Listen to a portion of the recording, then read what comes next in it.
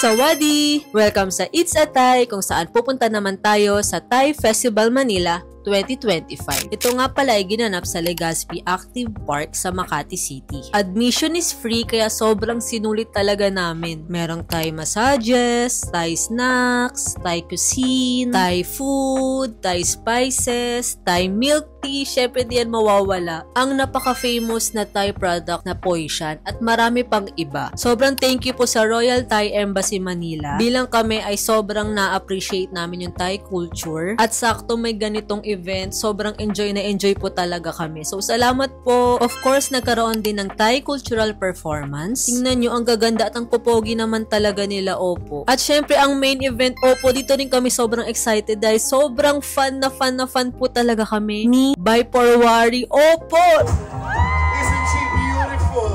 Stunning. Baipor.